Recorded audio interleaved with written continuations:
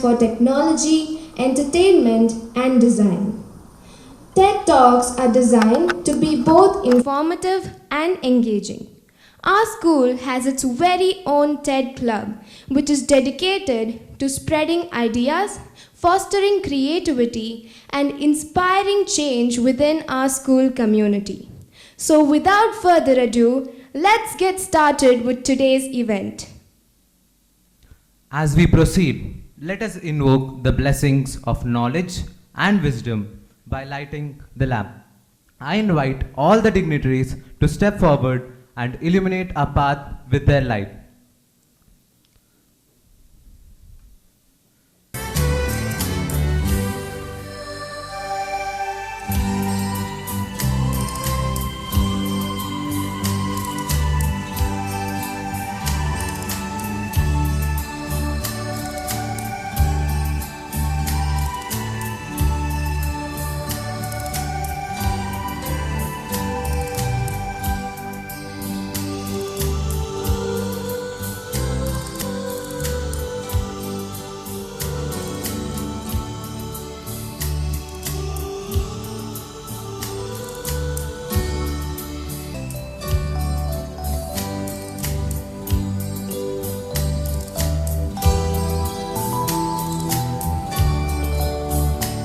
Inspire and guide us. It is their presence that gives us a sense of fulfillment at any event. I now request Ms. Sheji Matthew to extend a warm welcome to our guest. Good morning to one and all present here. On behalf of the Cambridge family, I extend a warm and cordial welcome to one and all gathered here. We are privileged and honored to have with us today Wing Commander C. Naganathan on this special day of the Cambridge School TED-Ed chapter. As it's rightly mentioned here, elevate your eloquence. Wing Commander C. Naganathan, an electronics and communication engineer, has had a successful career serving as a missile specialist in the Indian Air Force for 23 years. Currently, he is utilizing his expertise in communication and personality development as a coach at Presidency University. Additionally, he is a dedicated Toastmaster, having been a member since May 2016. His passion for communication and leadership development is evident in his commitment to mentoring and guiding others to achieve their full potential. In his role as a coach and mentor at Presidency University, Wing Commander Naganathan is dedicated to helping students enhance their communication skills, build leadership abilities, and develop a strong sense of self-confidence. With his extensive experience in the Indian Air Force and his background in electronics and communication engineering, he brings a unique perspective and valuable insights to his coaching sessions. As a Toastmaster, he is actively involved in helping others to improve their public speaking and leadership skills. He understands the importance of effective communication in all aspects of life, be it professional or personal. By sharing his knowledge and experience, he is able to empower others to overcome their fear of public speaking and become more confident and articulate individuals. Wing Commander Naganathan's passion for communication and leadership development is evident in the success of his Toastmasters Club. Through his guidance, students have been able to develop their communication skills, build strong relationships, and become effective leaders in their own right. He is a strong advocate for personal growth and development and constantly encourages others to challenge themselves and strive for excellence. Overall, Wing Commander C. Naganathan's commitment to mentoring and guiding others is truly inspiring. Through his dedication and passion for communication and leadership development, he is making a positive impact on the lives of those around him. We welcome you, sir, on this special occasion, sir. It's an honor to have you with us.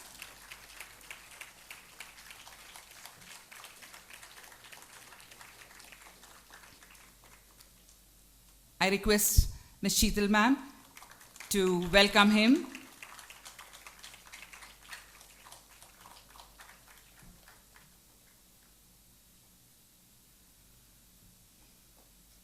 I extend a hearty welcome to our dear Director Ma'am, Ms. Sheetal, who has been a strong pillar of support and inspiration to all of us. She has been instrumental in starting this initiative, and on this special occasion, I request excellence and has taken the school to great heights. I request Director Ma'am to welcome sir. A special word of welcome to all our TEDEd speakers today, their proud parents who are with us, teachers and students. Welcome all of you all. Thank you. To welcome our first speaker, Abigail ALPHONSUS, an alumni of Cambridge School, currently studying at St.Vincent Pallotti School. She will reflect the meaning of existence on this profound topic.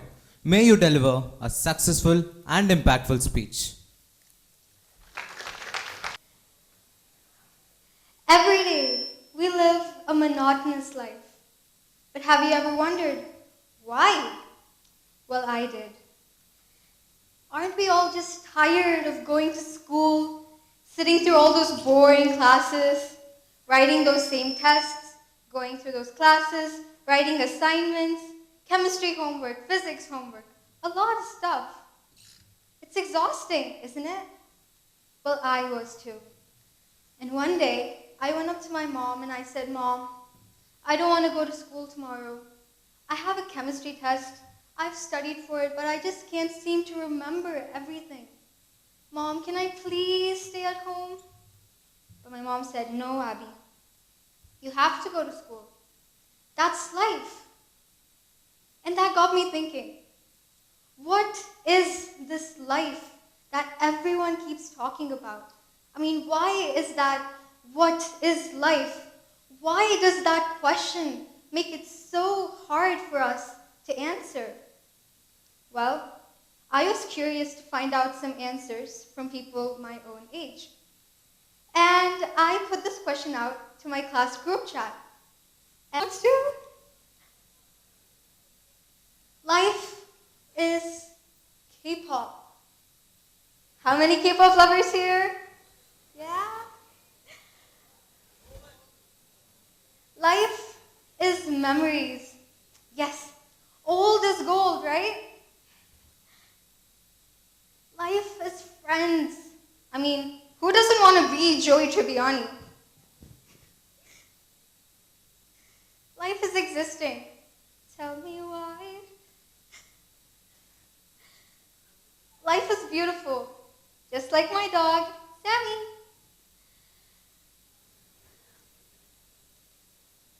Yeah, it's really beautiful. And to be honest, I don't really know what the true meaning of life really is. And I don't think any one of us know.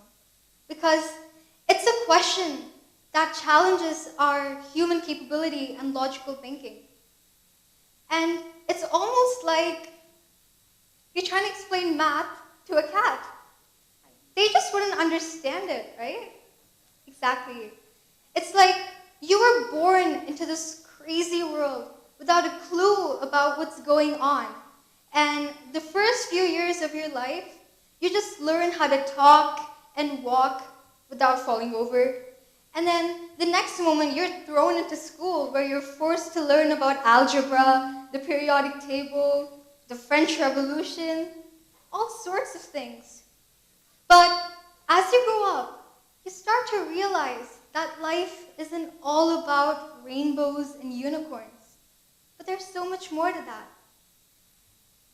And that's why we'll make mistakes, we'll face challenges, and we will embarrass ourselves a few times along the way, but hey, that's okay, because that's the adventure that we call life. Life is so unexpected, life is so random, just like our Bangalore weather. Where we can experience all 4 seasons in a single day. I mean, one moment you're standing there and you're sweating buckets, and then next time you feel like you were magically teleported to Antarctica. So cold. And then later on in the day, you feel the rain just coming down heavy, and it just turns streets into rivers. So unpredictable, right? And life is exactly that. Life is so random, life is so predictable.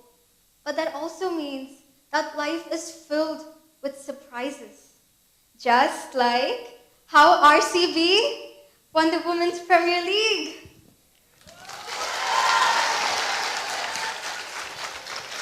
Yes, the cup is finally ours, right?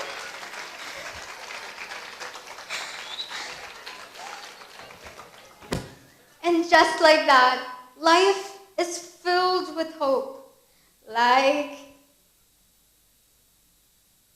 J-Hope.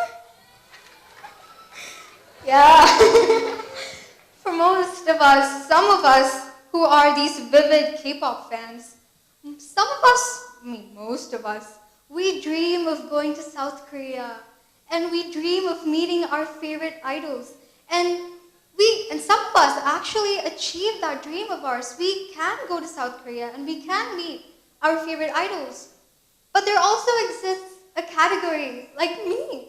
Even if I had the chance to go to South Korea, my mom would be like, no, you're not going anywhere. You're sitting here.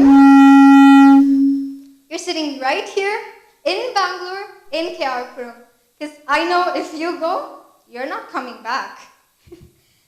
And life is like that. It's so unexpected, and there's always a bunch of us here who cannot achieve our dreams merely because we have other priorities to look at. Similarly, in life too, we cannot expect everything to go in a way that we wanted it to go, because life's unfair.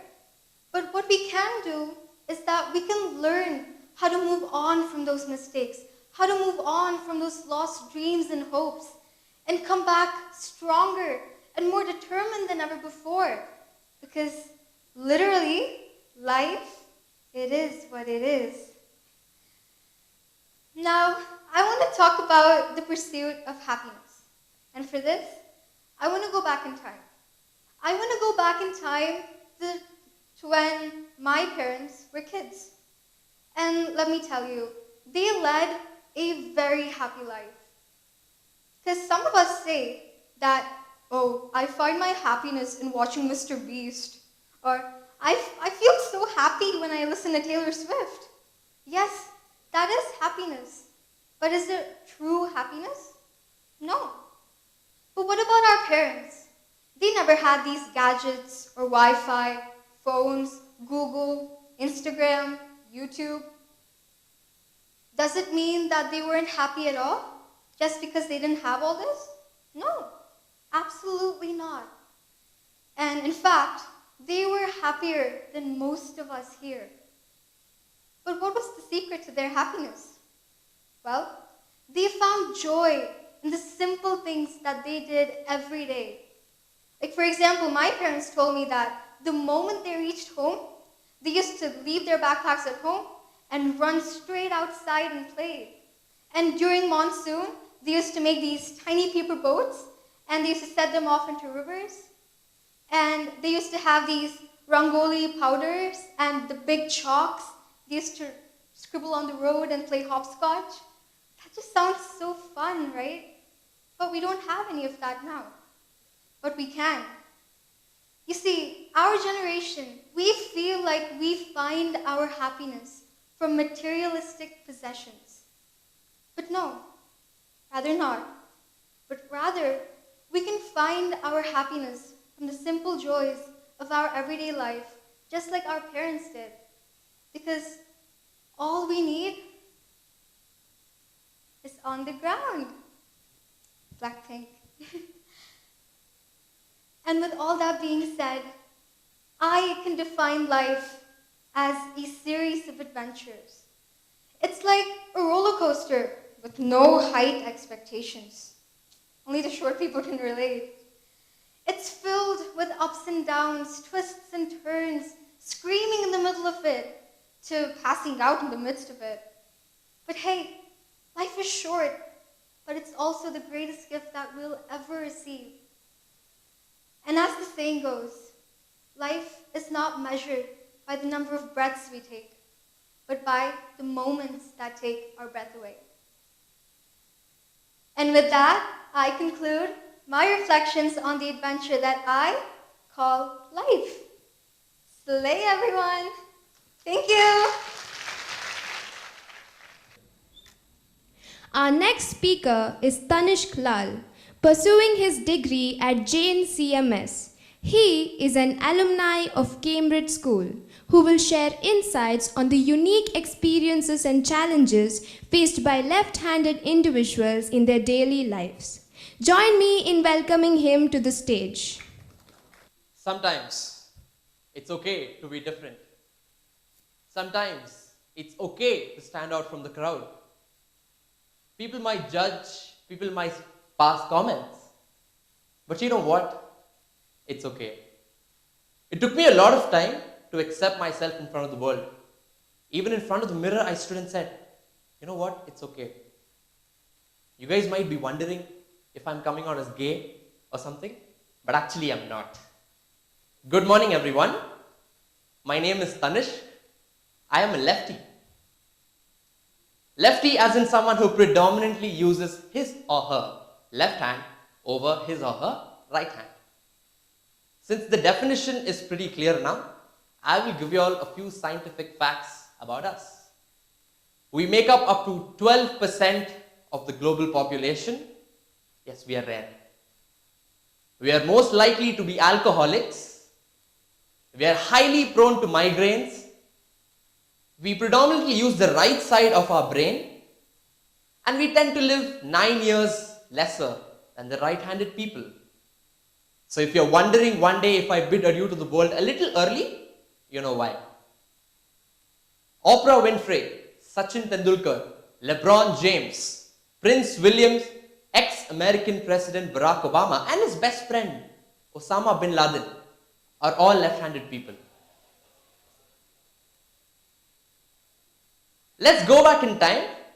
When I was a child, my parents gave me a slate and a chalk, and they asked me to, scribble. That's initiation as to how you start writing. So when they placed the chalk on my right hand, I did not respond. I picked it up with my left hand.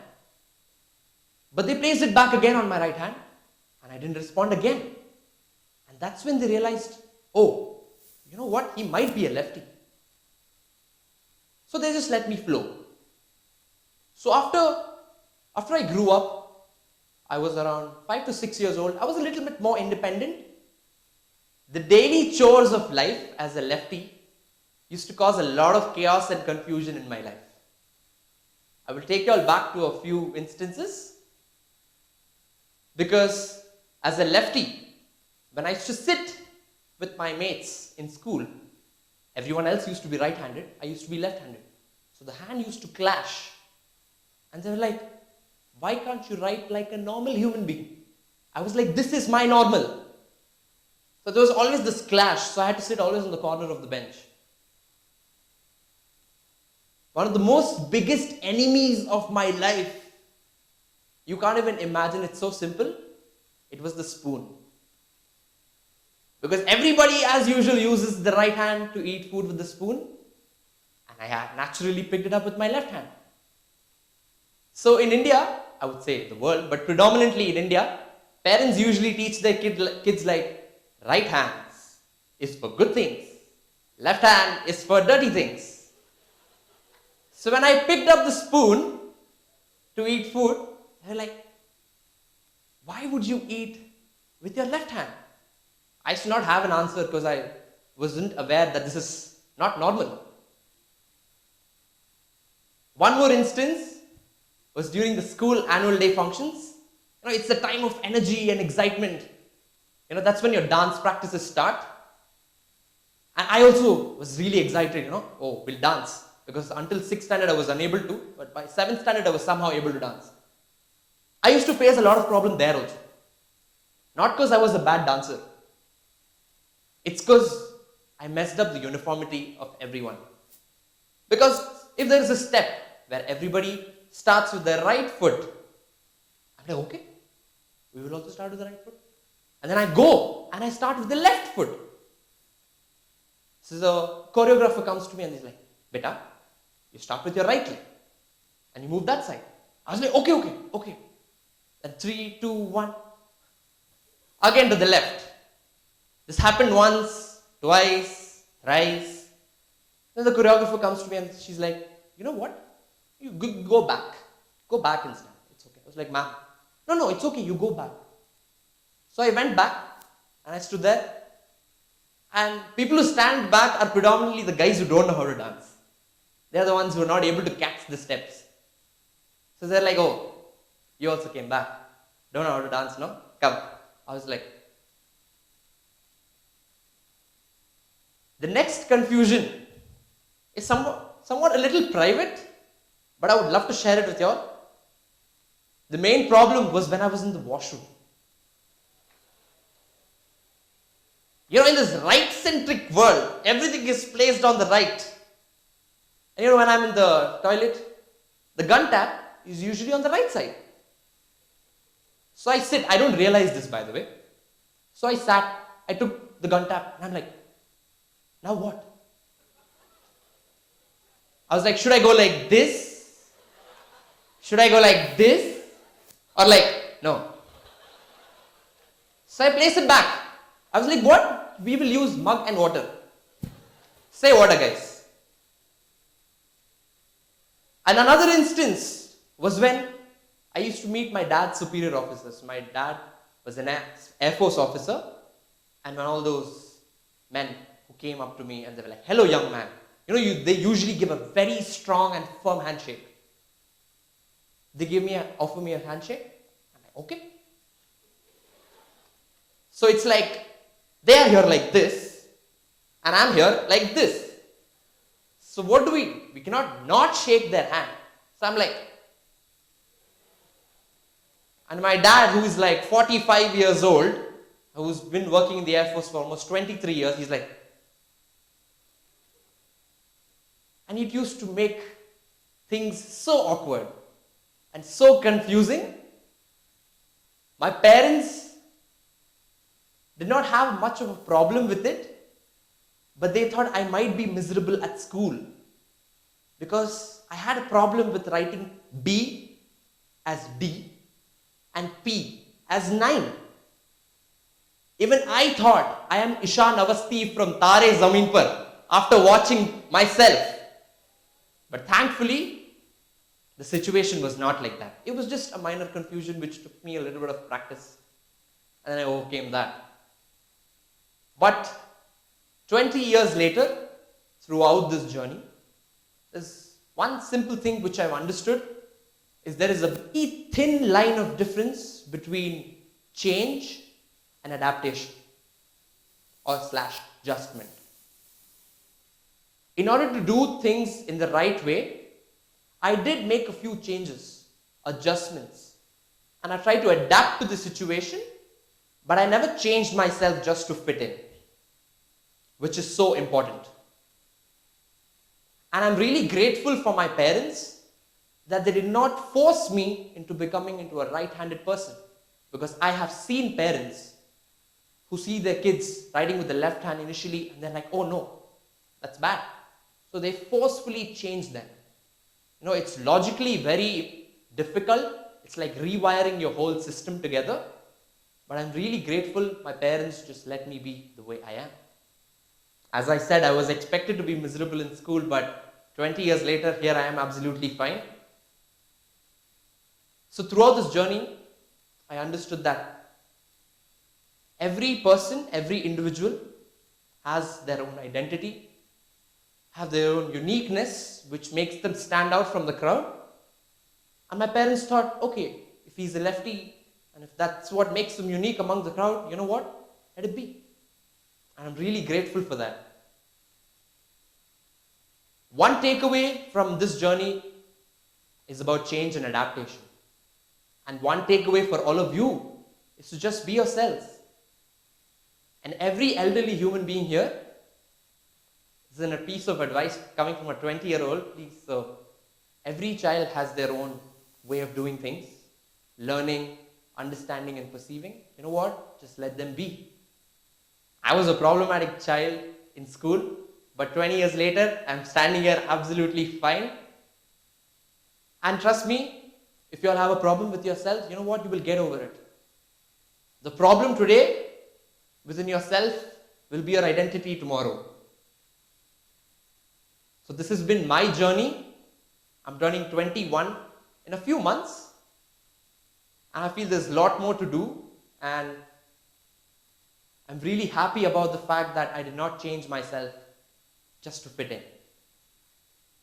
This was my story, guys. You guys have been a lovely audience. Thank you so much. Up next, we have RIMSHA PM, a student of grade 10 at Cambridge School, a budding orator. She will lead us in exploring the fine details of millennials versus Gen Z. Give it your all.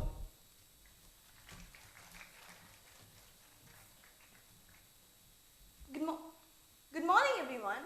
Today, I want to talk about something that affects us all. Generations. You know, there's us, Generation Z, or Gen Z for short. And then there's our dear teachers, millennials, or also known as Gen Y. Now, it's not about when we were born. It's about how we see the world and how we interact with it.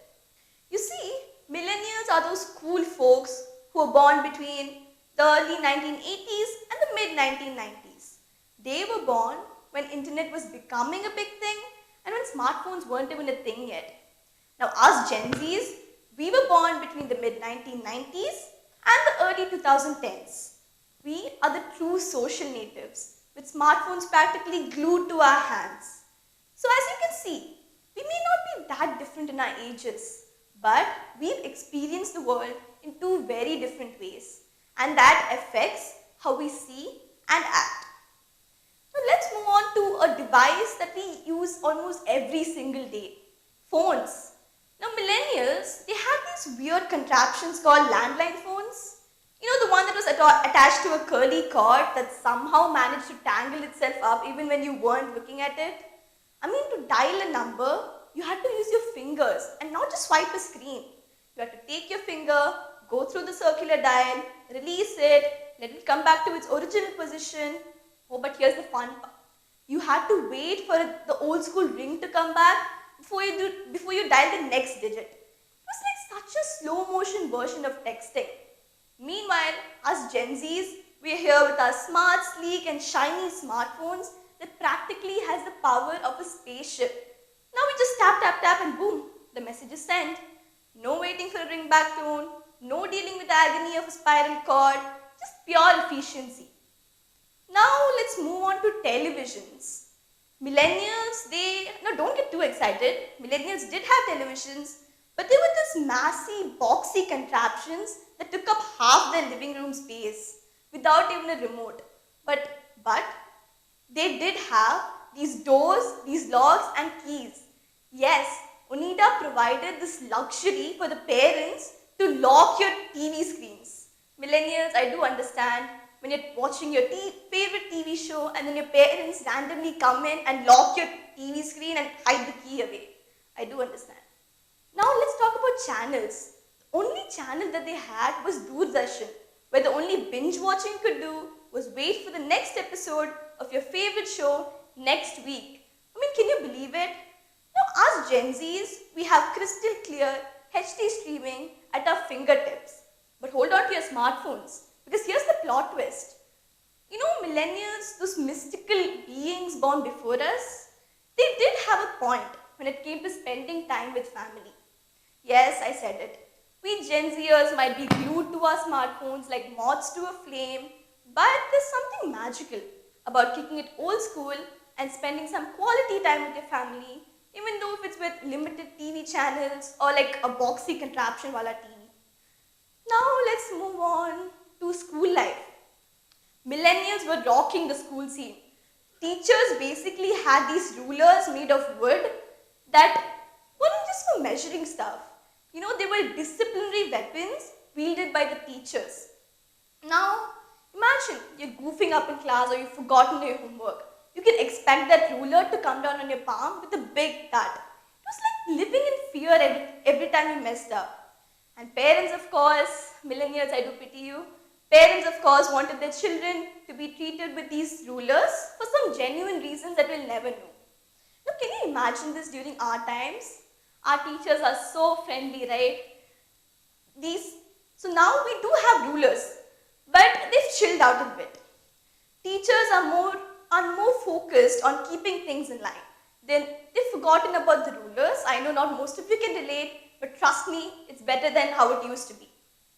Okay, moving on. Let's talk about Google. You know, millennials, their answer keys and textbooks were thicker than a politician's promises. While us Gen Z, we've got ChatGPT and Google as a trusty sidekick. I mean, how did the millennials even survive, right? Okay, moving on to COVID. Can you imagine if COVID crashed the party during the millennial era? I mean, no online classes. How can we even Google without Wi-Fi, right? Now fast forward to us, the fearless Gen Z warriors. Charged with our supercharged smartphones and our lightning speed Wi-Fi, we are practically COVID's worst nightmare. We have mastered the art with online classes. We have mastered the art of attending classes while still half asleep in our bedrooms. You all can relate. I know you've all done that. Now let's move on to payments. Millennials, they're known to cozy up to their traditional banks. They're all about those physical branches, paper statements, like it's the 90s all over again. But hold on to your smartphones, because here comes the Gen Zs flipping pages faster than you can say digital revolution. They've replaced physical banks all over the world with UPI apps like Google Pay, Phone Pay, etc. They've revolutionized this world. I recall my mom always used to carry a purse when she used to go out, and now she just carries a phone. Okay, now moving on to our last topic, let's talk about something ancient, shall we? No, not about dinosaurs. I'm talking about postcards. You know those rectangular cards that your parents and grandparents used to send each other? Yes. Now, I know it may not be that convenient, but it wasn't about the message in the postcard, it was about the effort put in it. Back in the day, when sending postcard was a norm, there was something special about it. It wasn't just about the message in it, it was about the effort. Only a millennial would know the pain of hunting for greeting cards when it's festival times like Diwali, sticking a stamp on it, and then again posting it. While the rest of the world would eagerly wait for postman uncle to come and deliver these greeting cards. Apparently, there used to be some kind of enjoyment in waiting and wanting these greeting cards, which we Gen Zs will never know. I mean, it's like waiting for our Amazon packages these days. Okay, now coming out of these comparisons, we do have one similarity. Our school bags, confirmed by my mom, even she enjoyed carrying school bags weighing 10 kgs, and now even us. This is yet to be converted to digital. Okay, now concluding this, millennials may argue that they've got the best of the 90s, but I'm here to tell that we've got the best of the 21st century. So let's keep this friendly banter going, because in the end of the day, whether you're a millennial or a Gen Z, we're just trying to go through this crazy world together. Thank you. For probing into the fine details. With a wealth of experience and wisdom to share, our guest embodies the essence of our event's theme. Please join me in welcoming Wing Commander Mr. C. Naganathan to the stage.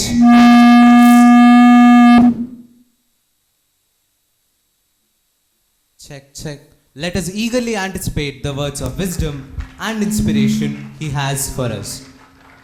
Thank you. Very good afternoon to everyone. Good afternoon. Okay. So, what do you want me to talk about? I want you to tell me the topic. Your career. Okay. Do you want to hear a story or you want advisory on how to speak? Okay. Great.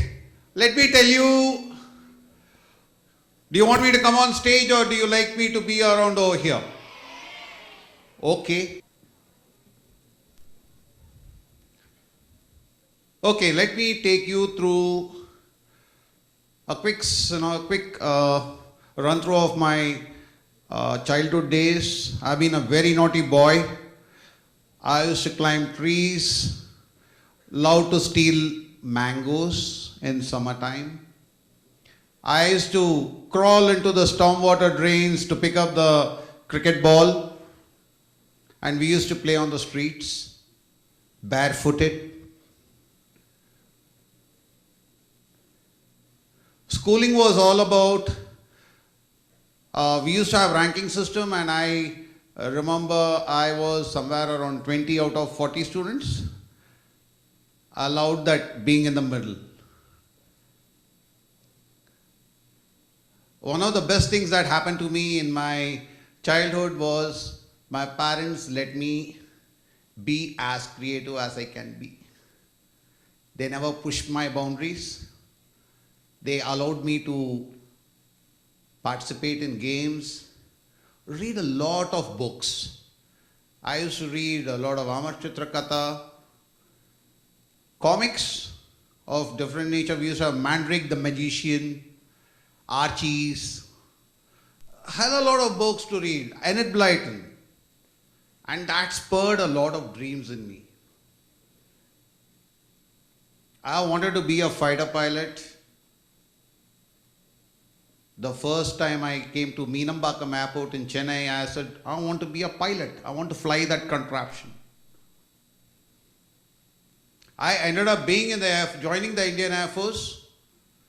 Though I was not a pilot, but I was in the engineering branch, and happy to be a part of that great organization.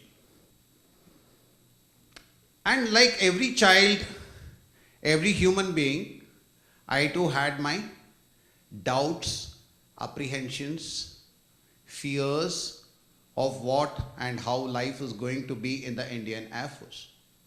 Here is the story. It was 1 year after joining the Indian Air Force. We were at Air Force Station, at Air Force Technical College in Jalahalli. I was wondering which branch of Air Force I will go into. Is it going to be the fighters? Will I work on the fighter aircrafts? Will I work on the transport aircrafts? Will I be in the signals? Will I be in the missiles? I didn't know. We went on an on-job training visit to a place called Devlali, which is near Nashik. There we were having a photo shoot in the evening by the riverside. And in the distance, there was a small hill which I noticed in the backdrop. I told my colleagues, hey, there's a hill over there in the background. Why don't we go there and climb that little hill? They said, yes, why not? On that coming Saturday, we all got up early, had a quick breakfast, packed up our lunch, and we went out. There were 6 of us. The month of October, and the greenery was still around, and as we walked, we saw a lot of butterflies, birds, joining us in our walk. Soon it was noon time, and the sun was high. We were sweating, and the dust in the air mingled up with the sweat and made us feel very sticky. Should I say a sticky lot of 6 people? Soon it was lunchtime, and we sat down for lunch, and my friend Soma says, hey Naga, long distance man, I don't want to go. Let's go back. I told Soma, come on, let's have lunch.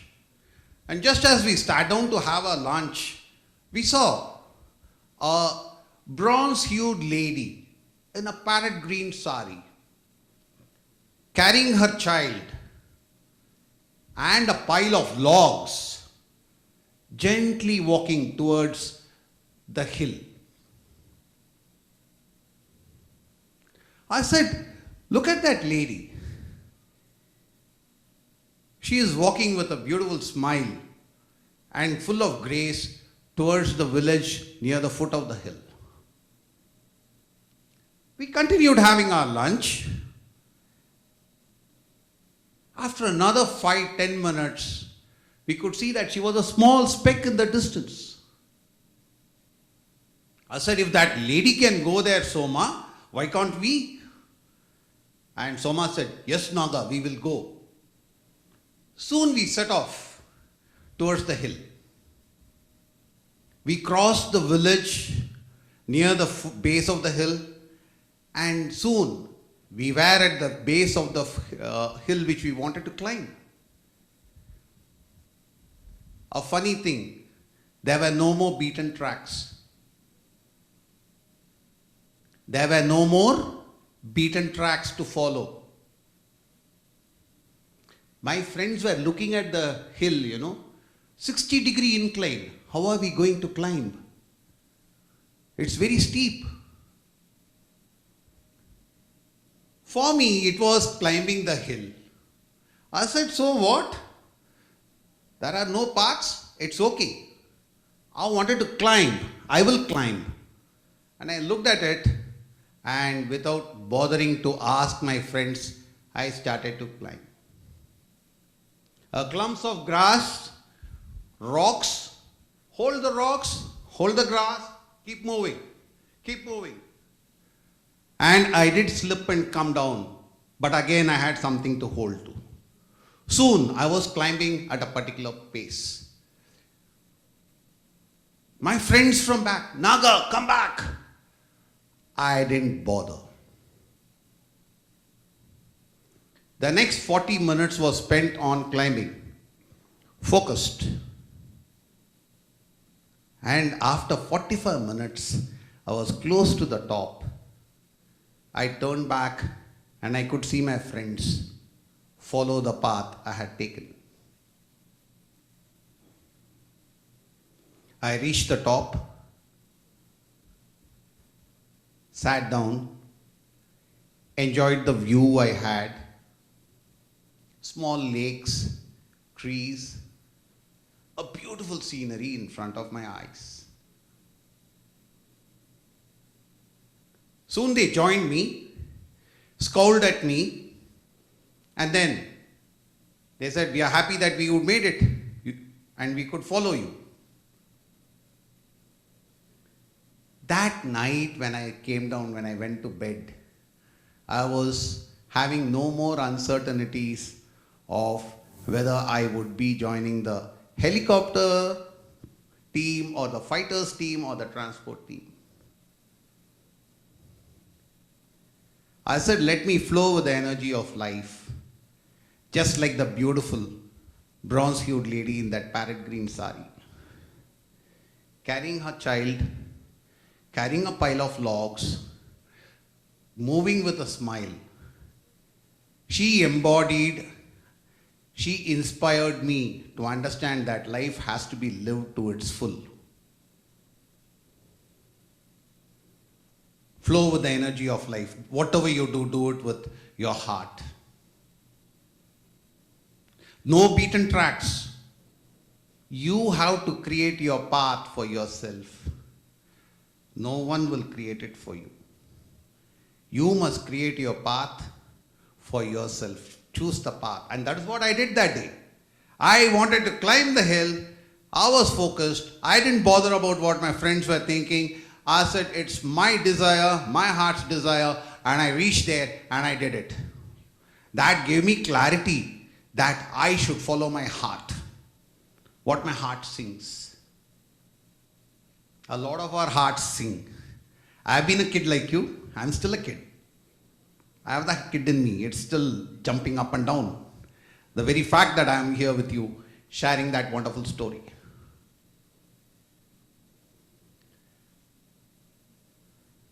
So follow your heart. Go for your goals. Do what makes your heart sing.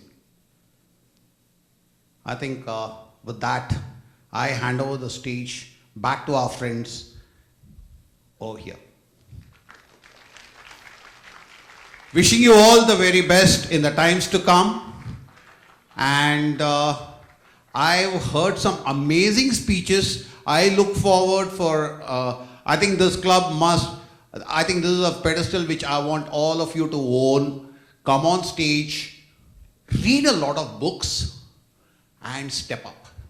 It's a place where you learn to express yourself. You must come forward and speak. I enjoyed the first two speeches, or three speeches rather. I look forward and I'm enjoying my time. Thanks a lot. Thank you, sir, for sharing your thoughts. Your words have added depth and perspective to this event. G. Madan Prasad, an alumni of Cambridge School, pursuing his first PU at Cambridge PU College. He will delve into the lifestyle choices that dip into the life of a vegetarian. Best wishes to you, Madan.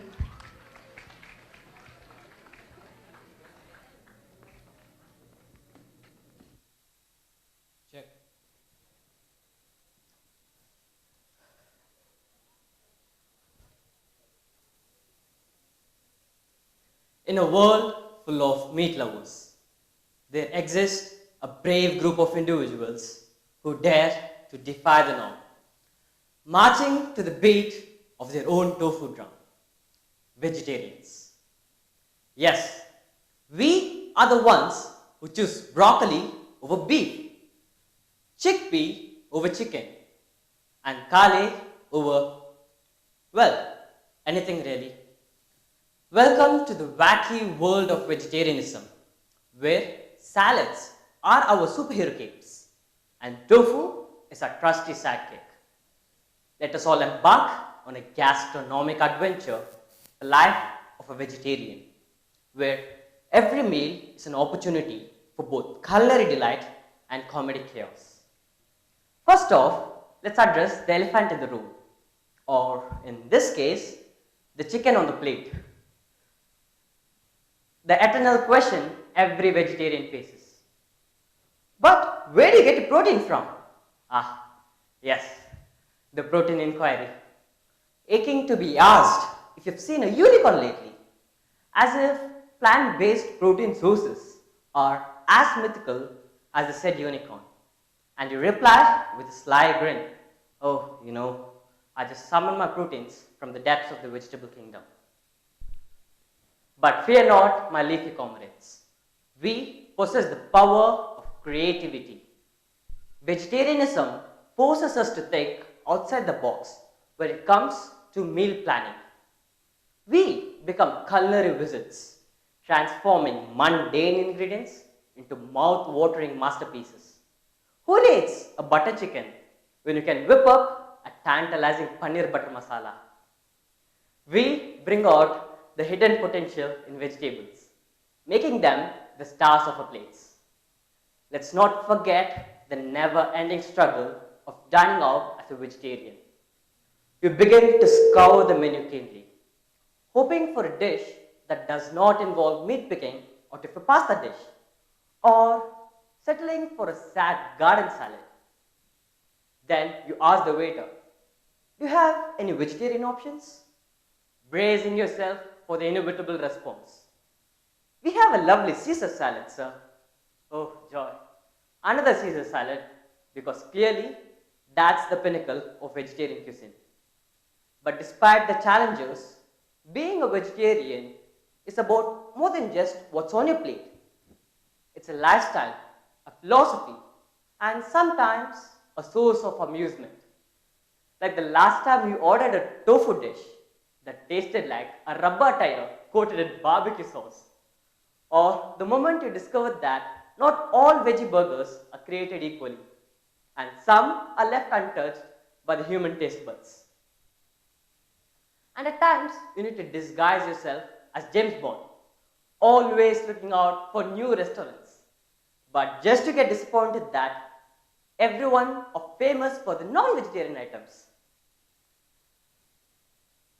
I still remember attending a friend's marriage.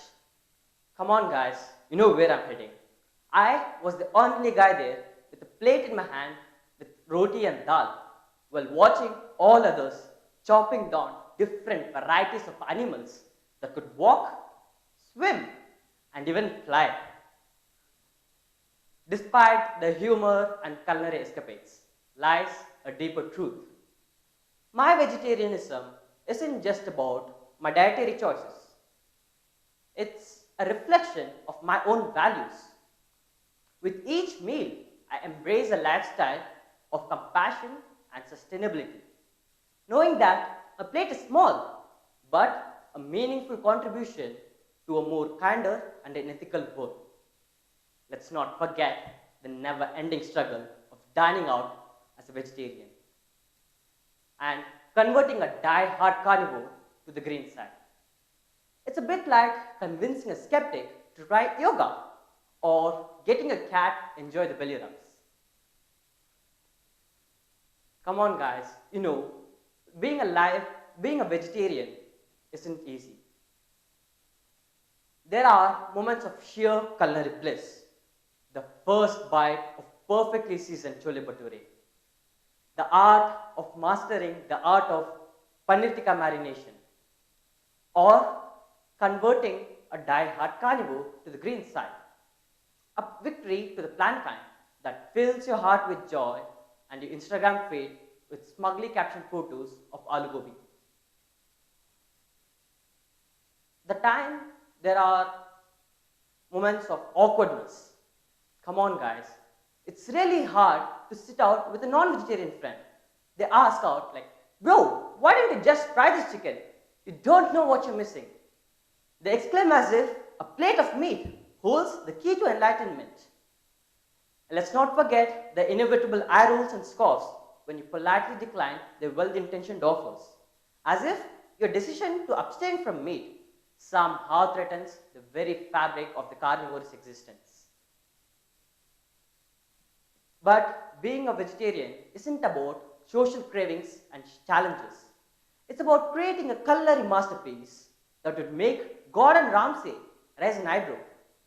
We are the creative geniuses of the kitchen, transforming simple ingredients into delicious masterpieces. We are like the Picassos of Manchurians, the Beethoven of veg biryani, and the Van Gogh of aloo-based creations. Let's not forget our secret weapon, spices. We sprinkle spices like fairy dust, adding a dash of chaat masala here and a pinch of chili powder there. And voila, we have created a masterpiece that would make your taste bud do that. So, dear audience, the life of a vegetarian is a wild and a wondrous journey, filled with laughter, tears, and occasionally paneer-induced existential crisis. But fear not, for those armed with a great sense of humor and a well-stocked pantry. We vegetarians shall continue to strive in a world overrun by meaty temptations. So, here's to Kale, to the mushroom, and the unshakable belief that vegetables really do make everything better. Bon appetit, my friends, and may your paneer be an extra firm. Whether you're a lifelong vegetarian or a curious carnivore, or someone in between. Let us all raise our forks in celebration to the wild, wondrous, and downright hilarious life of a vegetarian. And remember folks, in a world full of belluli kebab, be a paneer tikka. Crunchy on the outside, soft on the inside, and always full of surprises. Thank you. Signing off, your Madan. Vegetarian lifestyle. Moving on, we have TAQIULLAH, a student of grade 10 at Cambridge School, an aspiring speaker. He will be highlighting his thoughts on the topic Mind of Teenagers, uncovering the layers of thought, emotion and behavior. Let's wish him best of luck for his speech. Emotions are a fundamental part of us. Right from our birth to our death, we always have one or the other emotion every time. These emotions are our best friends as well as our worst enemies if they are not handled properly. You're Julius Caesar and they are Brutus. One wrong move and you might as well meet your end. That's why I'm here today to tell you about these emotions and feelings, the changes in them and potential advice to handle them. Teenage is considered to be the training arc of your life. Well, yeah, it doesn't start and end at the same time for everyone. The intensity is different as well. It depends on the lifestyle, environment, your genes, and many other factors that control it. During this stage, we are on a roller coaster of emotions. At one time, we are laughing and screaming like a 5-year-old, and the next second, we are contemplating our entire existence. What was I made for? What's the purpose of living? Why did he or she leave me? You'll have your own dramatic scene looking at the sky, winds blowing, as you have such deep thoughts. That's the thing about us. Sometimes we are more unpredictable than Bangalore weather, and our thoughts are more congested than traffic in Indranagar. Let's start with an emotion that's more vigorous than sodium reacting with cold water and your mother's slippers. I'm talking about anger and frustration. We all get angry, right?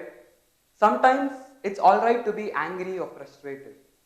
Anger is defined as a sudden feeling of being upset or annoyed just because something went bad or wrong. Whenever you get angry, you don't have to break stuff or throw stuff or shout.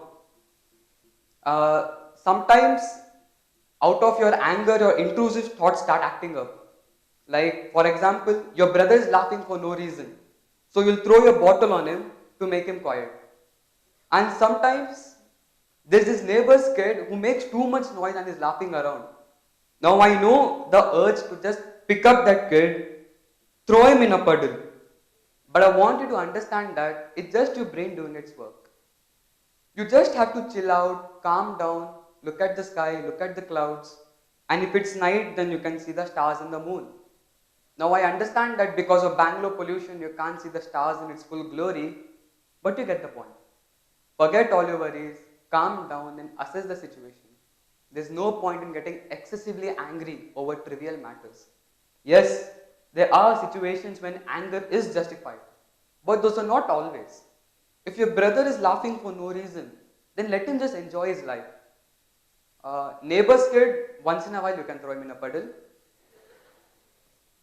Next is an emotion that appears to be quite complicated but is actually a lot simpler and is something that us as ICSE students can never seem to achieve. Happiness. Happiness is the feeling when you know nothing is wrong in life and you can enjoy it without being knocked down by reality because it's reality. You don't have to run behind happiness. It comes automatically when you stop worrying about the things in life.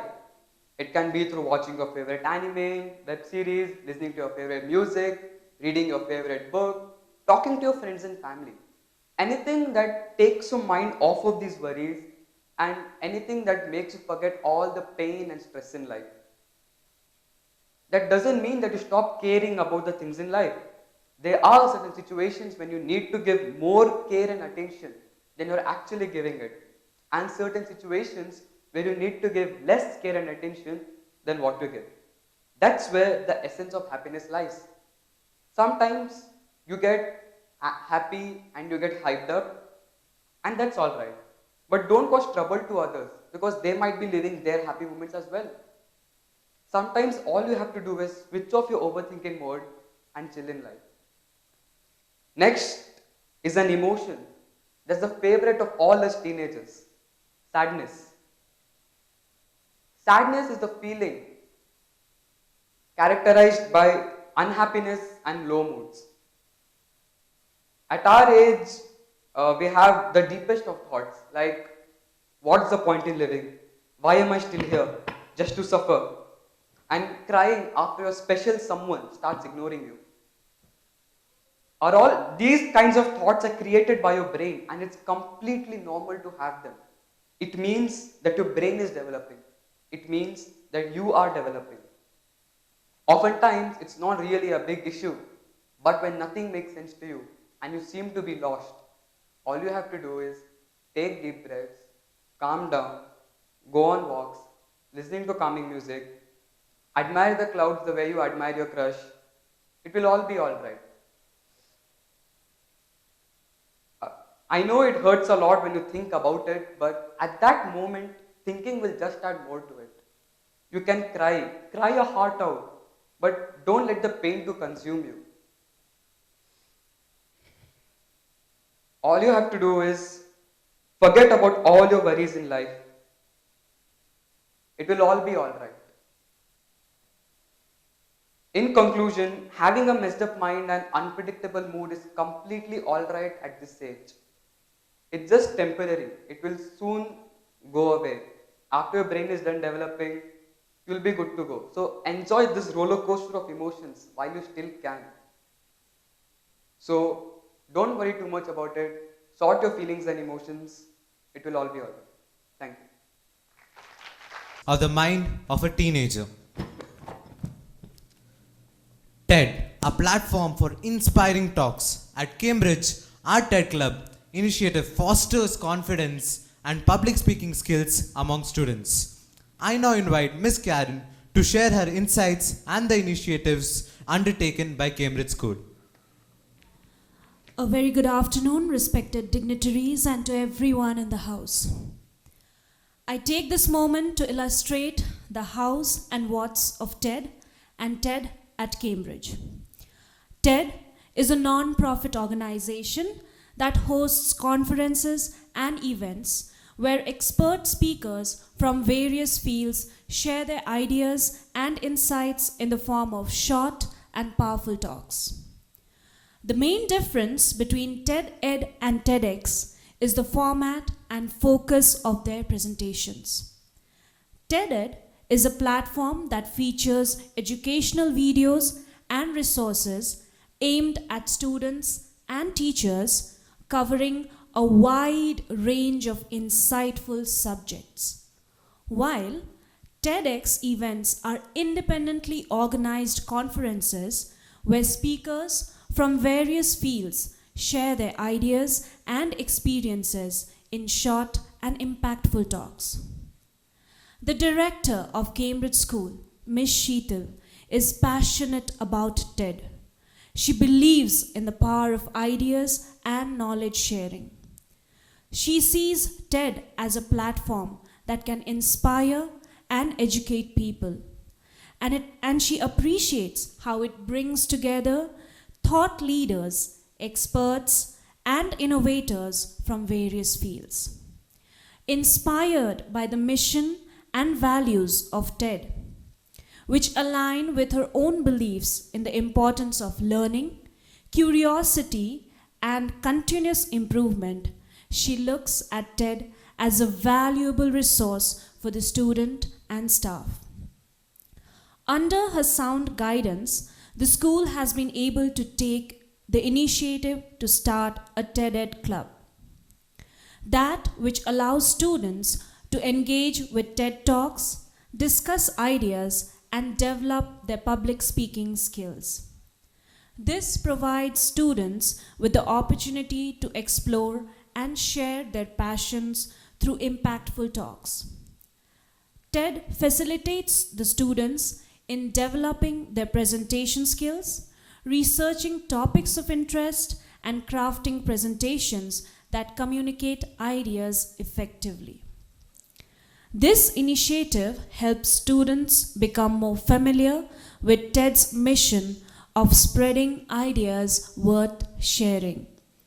This encourages them to be active participants in the TED community.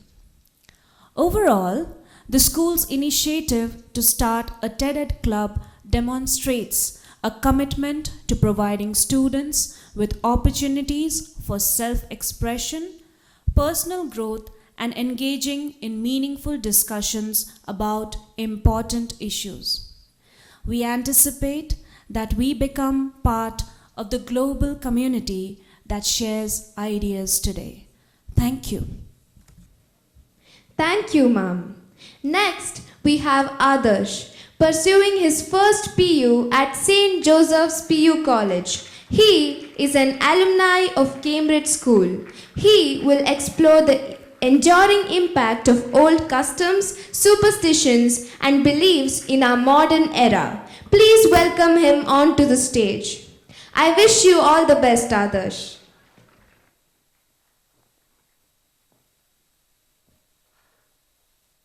3,800. 3,800 what, you may ask? Well, that's approximately the total number of cultures all around the world. And that seems such a small number, doesn't it? But what is culture? Culture refers to the cumulative deposit of knowledge, experience, beliefs, values, attitudes, meanings, hierarchies, religion, notions of time, roles, spatial relations, material objects, and positions acquired over generations by individual and group striving. It is a system of knowledge shared between a relatively large group of people, which brings to my topic, what is the impacts of following these cultures, beliefs, and superstitions? Well, there are a lot of impacts, some positive, some negative, and that's the gist of my speech. 10 more minutes. So hi, I'm Arish, I'm 16 years old. How's your day? Well, I think that's not going to cut it for another 10 minutes. Well, here's an idea. What do we have here?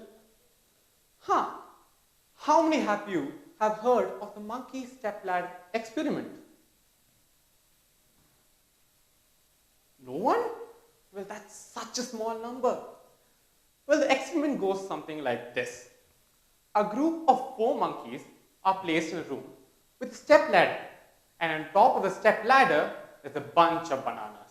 And monkeys love bananas, so naturally they go and climb the ladder. And whenever a monkey attempts to climb, all the other monkeys in the room are showered with cold water. I guess monkeys don't like to bath too. So bathing again and again whenever a monkey goes and climbs the ladder causes them discomfort. So now they associated climbing the ladder with a bad experience. So whenever a monkey tries and attempts to climb the ladder, all the other monkeys attack the monkey and prevent it from doing so. Now, one monkey in the room is replaced with another monkey with a raincoat. Now this monkey has no idea of the cold water shower. So naturally, it goes for the bananas. But the other monkeys who don't like to bath prevent it and attack the monkey. Now this monkey, it does not know the reason why it's being attacked, but then it follows the group and tells, okay fine, we should not climb the ladder. This experiment continues, and a second monkey, a third monkey, and a fourth monkey is also replaced. Now at this point, none of the monkeys know anything about the cold water shower, but they still don't climb the ladder. These monkeys have learned and perpetuated the norm without even understanding the rationale. Now what am I trying to tell from this experiment? Monkeys don't like to bath? No. There are many lessons we can learn from this experiment, but I'm going to focus mainly on 2. Lesson 1. Blindly following tradition. As the name suggests, it means following a ritual or tradition without really understanding why we do so.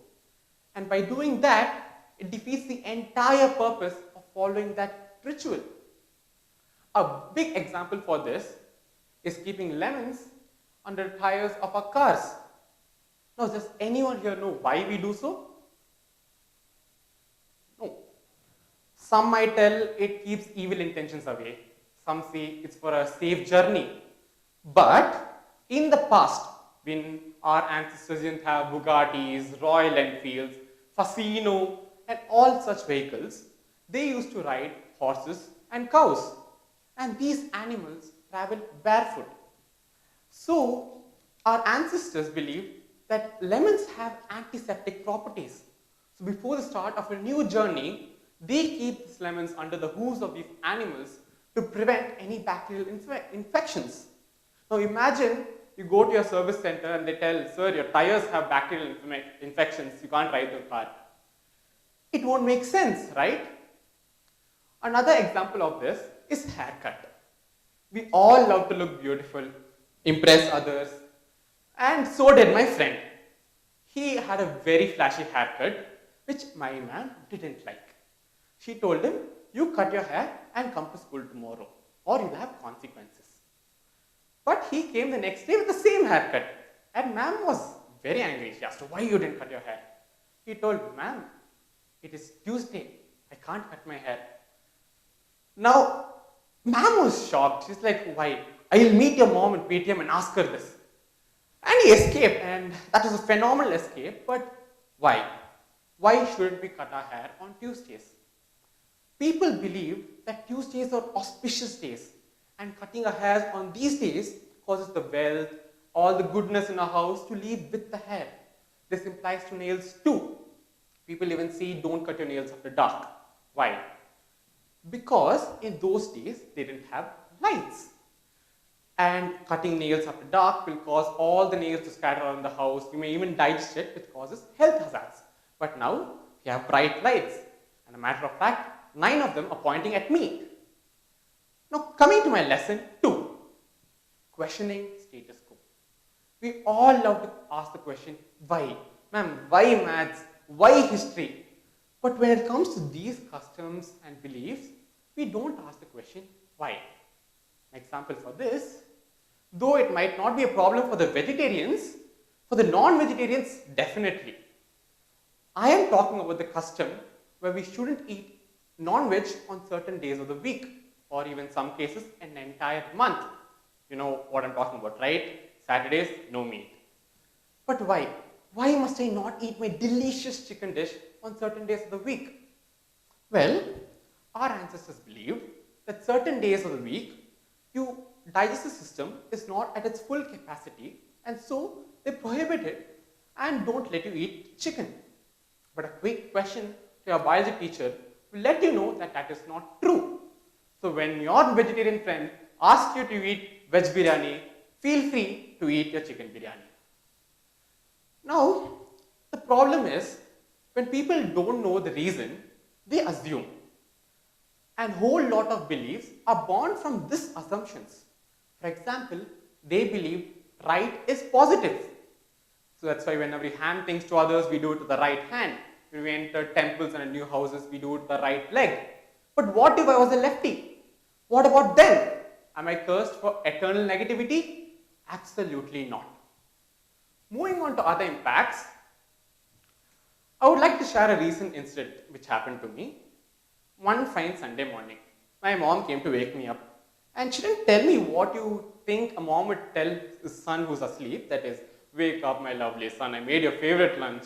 Or even, wake up you buffalo, it is 1 p.m.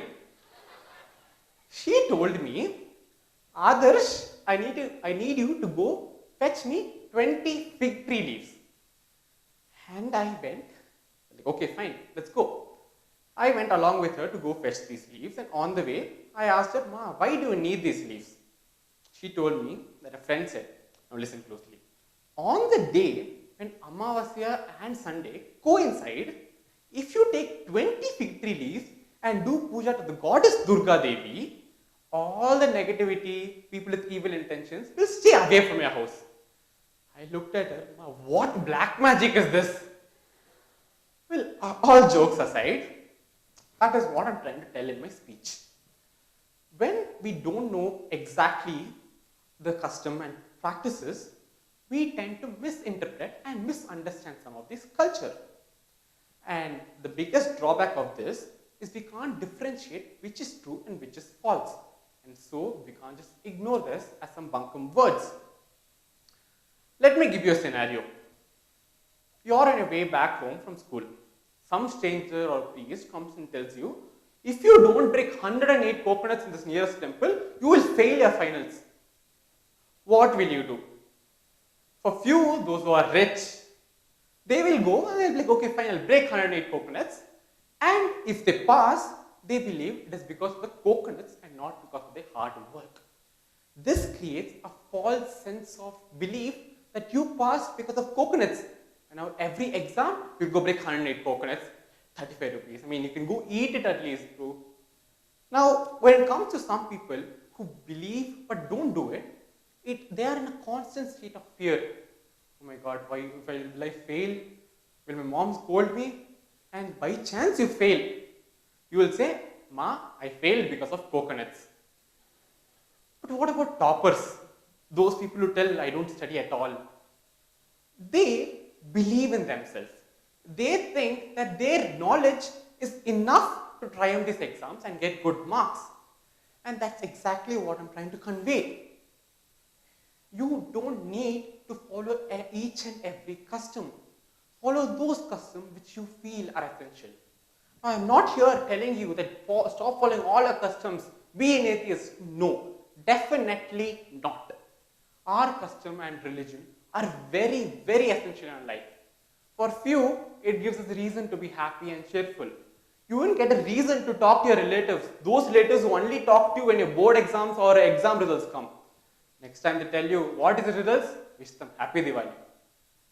Now, you need to know the difference between those cultures and beliefs which restrict you and those which help you.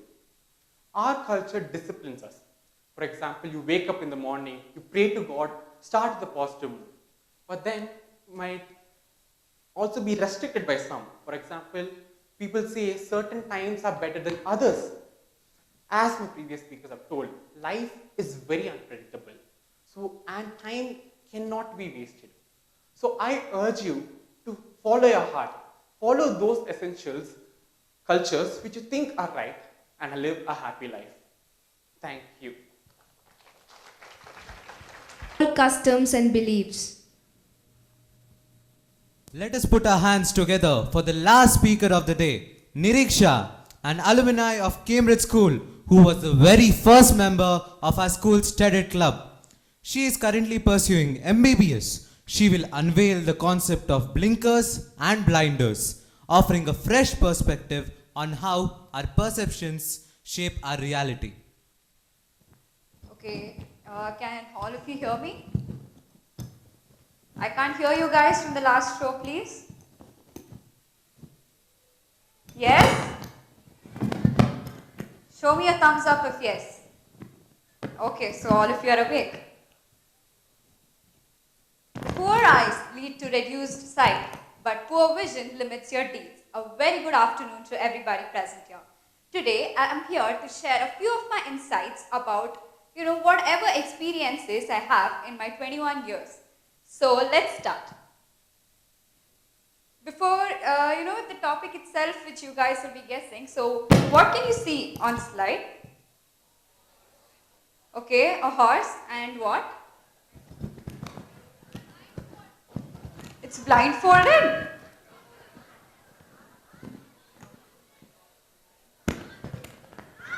Okay, yeah, I got it.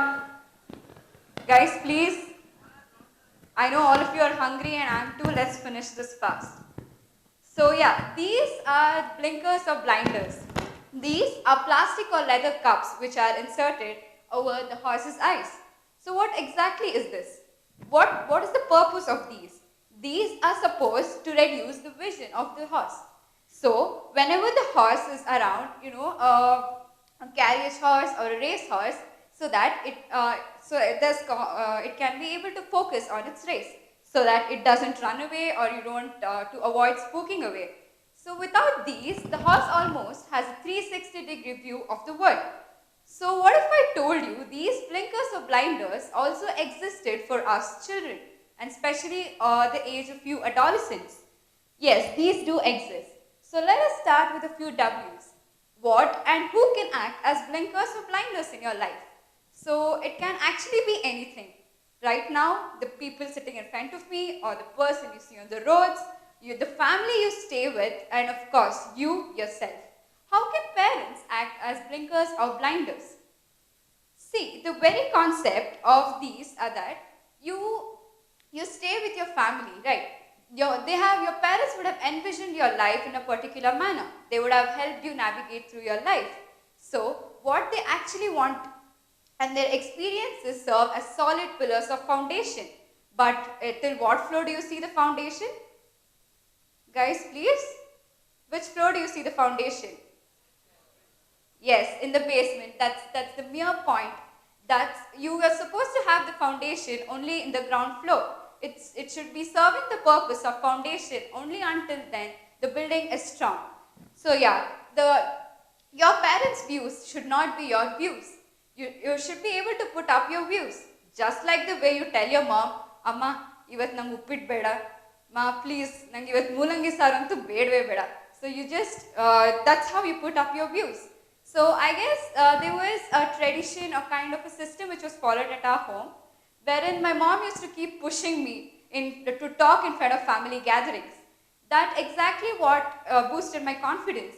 And the mere concept of me standing here talking to all of you people is what the confidence has given me. So yes, that's where you're supposed to break your blinkers or blinders and put forward your views.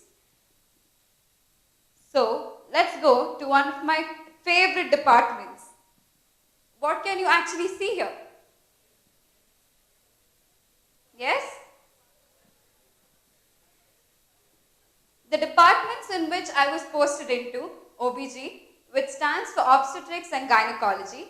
Yes, we were posted into many labor rooms. The exact concept what I wanted to highlight over here is that you would have seen in movies, of course, 3 Idiots, wherein the climax itself is this, that the head nurse gives a pat on the child's back. It's supposed, it's meant to make the child cry. The scientific reason behind this, I actually didn't understand once I was posted into there, that the fluid itself, which stays in the baby's lungs when it's inside the mother's uterus, whenever the baby cries, it pushes the fluid out from the lungs into the blood vessels, so that there's increased oxygenation and you give a second chance for that baby to live. Yes, that hit, imagine being hit even before you open your eyes. That's the amount of pressure which was built up on you. You were actually hit even before you were brought into this world. That's what I wanted to highlight. There will be pressure. There is a lot of pressure. I guess even myself, I was very comfortable when I was in school. Just like the baby which was inside the womb. The same routine, we used to go to school, follow the same exams, the same tests, the same assignments. But when we were exposed to the new world, it was completely different. You would have been told, ace your exams, get your board distinction and whatnot. Here I am. I'm proudly telling you that even after acing your exams, I was a board topper at my times. That doesn't really define you. What you make out of your life and how you take it forward after school is what matters. That's what I felt. The amount of spoon feeding which you'll be given in school, right? You might be grinning over your teachers right now about how they would have not given you notes. You might be telling, oh, this teacher doesn't even give us notes, she'll make us write, she'll just dictate and the chapter's over. I feel you guys, that was what had happened. And come to MedLife, you would have seen the topic name, and then after a slide, you find the thank you slide and the chapter's done. That's what we have faced. Now forget spoon feeding, they'll even ask you to get your own spoon. That's the world it is. So yes, after this, I really thought of, after school, world's not only about how Antonio in Merchant of Venice, he didn't even know his reason for melancholy. Yes, you'll do have your moments of lows and highs, but what really made me to think was that a student's life is just like a tree. The education system gives you strong roots into which you can, it nurtures your intellect and your perspective, and just like those branches are your extracurricular activities.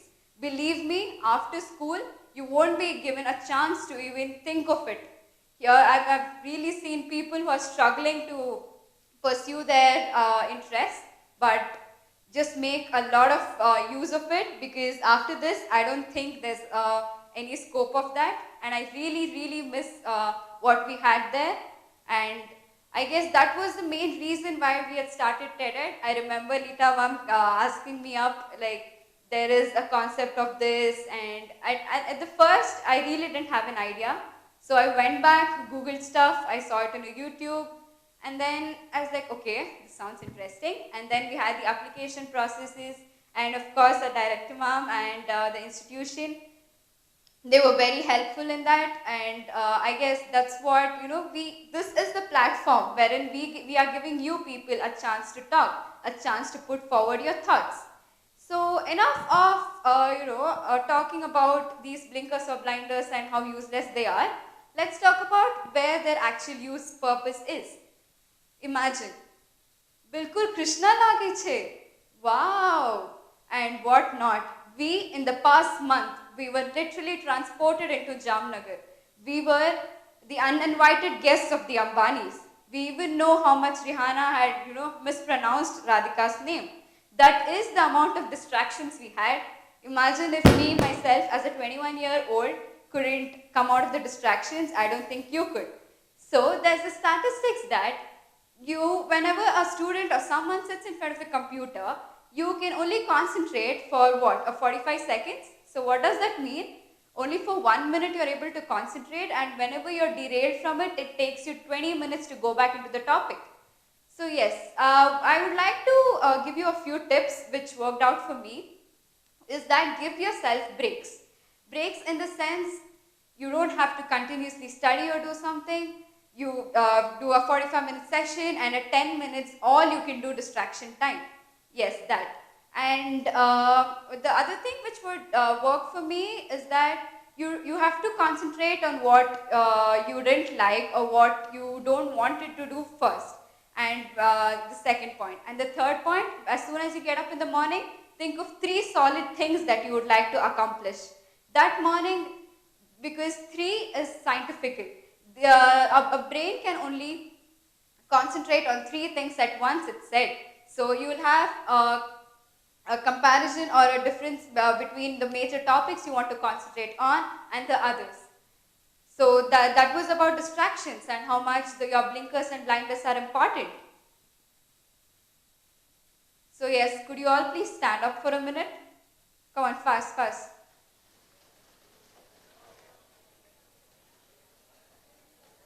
This was nothing because my mom had once told me, please move, if you're successful, you'll be able to move people with your words. I guess I was successful and all my other speakers were. TED was an emotion. Thank you.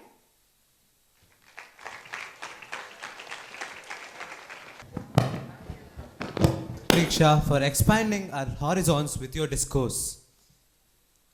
Now, let's welcome the visionary leader, the director of Cambridge School, Miss Sheetal, who, with her unwavering dedication and foresight, she has steered our institution towards excellence, fostering an environment where innovations thrive and students flourish.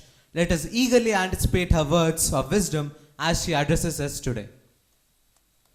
Esteemed guest, good afternoon to all teachers. Good afternoon, Cambrians. Don't worry, I'm not here to give you a speech. I know you're all waiting to get out and enjoy your vacations. But firstly, congratulations to all the speakers and a big round of applause to all of them. Very well spoken and very well they expressed themselves. And congratulations to our academic coordinator, Leeta Murthy, for putting this event together and making this event happen. Okay, children, this is our first TEDEd event. Basically, this platform is for all of you to express, voice your thoughts, opinions, and innovative ideas. And I really hope all of you make good use of this. Because as I said, I'll not take much time, but I want to kind of sum up to what all the speakers spoke. You know, opportunities are like sunrises. You know, if you wait for too long, you just miss them.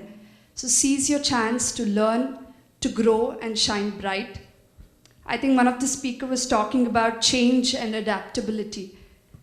Yes, change is constant, and only way for you to go forward is by adapting to the environment. There's so many things that happens to us and happens around us in life. It's about how you respond to that situation that's going to make you unique. All right?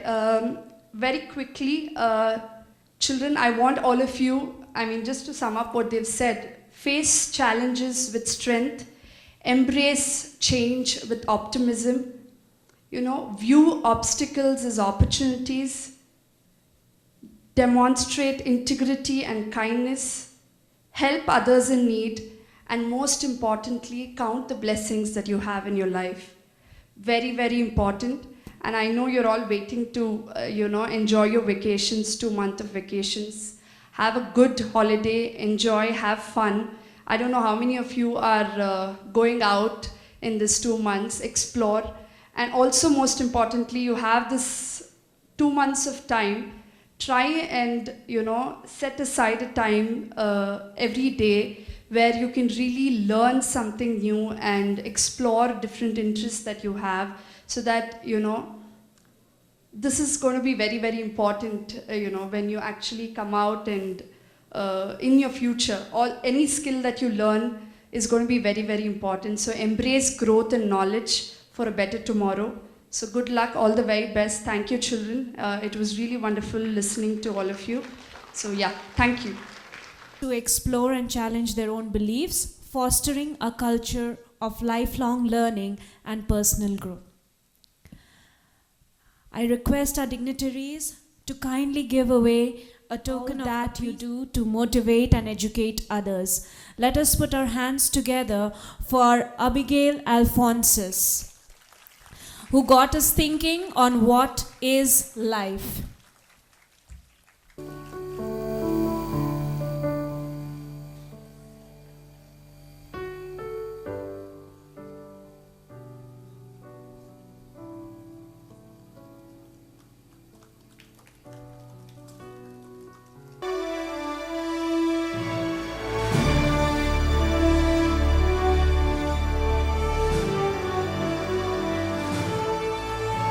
Madan Prasad, the one who got us visualizing broccoli and Caesar salad.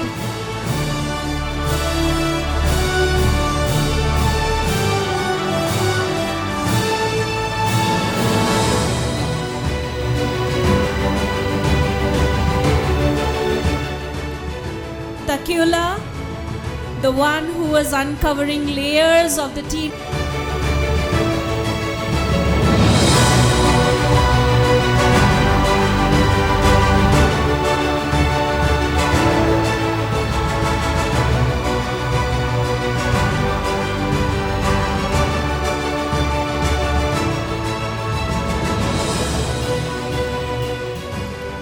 ADARSH is who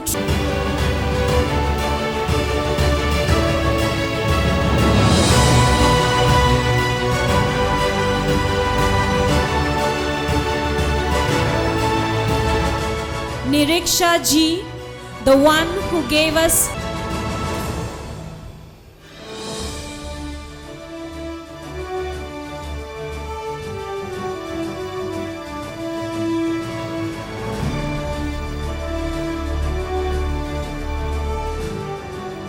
four books, and I would like to gift them to few of the students who made this event really amazing. The comparers of the evening. Your good name?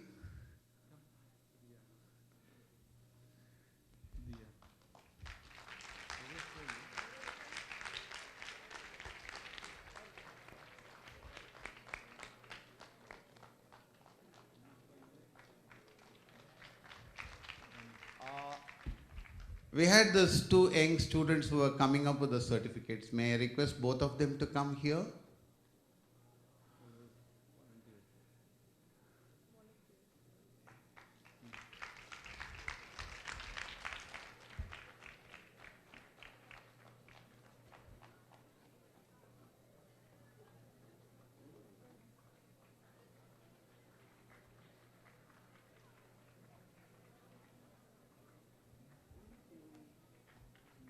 Called Jonathan Livingstone Seagull by Richard Bach. I encourage every one of you to read this book. You will find the metaphors and analogies to life. Thanks a lot. Thanks for giving me an invite to be with you all, with you wonderful youngsters, full of energy, full of happiness, full of life. Wishing you all the very best in the times to come.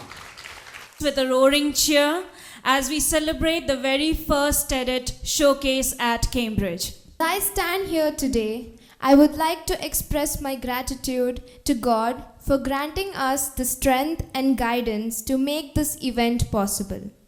I would also like to thank our esteemed guest and our beloved director for making the time to be with us today.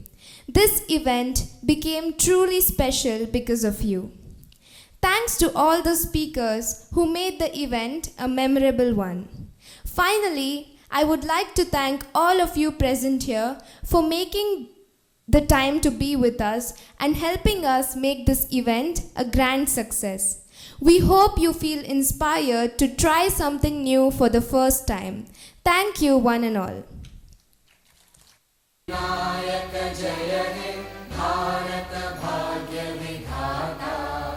Punjab Sindh Gujarat Maratha Dravid Utkal बंगा विंध्य हिमाचल यमुना गंगा उच्चल जलधि तरंगा तव शुभ नामे जागे तव शुभ आशीष मांगे गाहे तव जय गाथा जन गण मंगलदायक